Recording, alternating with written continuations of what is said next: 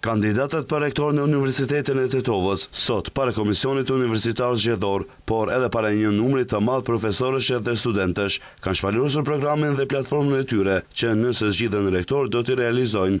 Në këtë garë janë 3 kandidat, profesor Kushtrim Mahmeti, profesor Fehari Ramadani dhe rektori aktual Jusuf Zejneli. Gjatë prezantimit të platformës së tij, profesor Kushtrim Mahmeti tha se qëllimi i tij është për të bërë një universitet më të fortë, më të hapur, më të organizuar dhe më konkurrues. Korniza programore e kandidatit Ahmeti përbëhet nga 6 pika kryesore, duke përfshirë veprimtari arsimore dhe sigurimi i cilësisë, kërkimi shkencor, veprimtari aplikanteve dhe bashkëpunimin ndërkombëtar, mbështetja e studentëve dhe avancimi i standardit studentor, infrastruktura dhe digitalizimi, qeverisja, financimi dhe menaxhimi i qëndrueshëm dhe angazhimi me komunitetin dhe përgjegjësia sociale.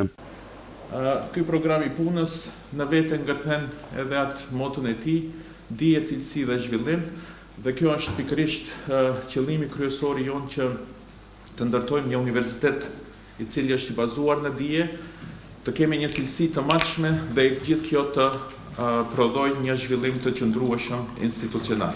Ndërkaq, qëllimi profesor Fehari Ramadani, nëse zgjidhet rektor, është që UT të bashkëpunojë me të gjitha universitetet shqiptare në rajon, por edhe me universitete tjera globale, ndërsa programi i tij ndahet në 9 pika. Sigurisht, ne nuk mund të fokusohemi vetëm në botën shqiptare, sepse shoqëria është duke ecur në vazhdimsi të globalizimit dhe kemi domosdoshmëri që të bashkëpunojmë dhe me universitetet e tjera në Evropë dhe më gjerë. Dhe këtu më thënë parashikohet që të therohen edhe më tej bashkëpunimet. Duke treguar se çfarë ka bërë dhe çka do të bëjë, rektori aktual Jusuf Zejneli kërkon edhe një mandat, duke premtuar projekte të reja dhe vazhdim të atyre që janë duke u realizuar. Rrugtimi dhe potenciali i përbashkët nuk përfundon këtu. Ne kemi për të dhënë ende për Universitetin e Tetovës.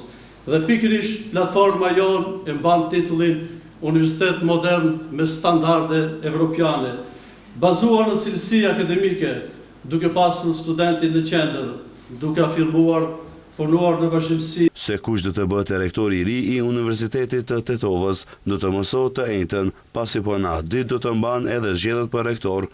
Mandati i rektorit është gjatë 3 vjet.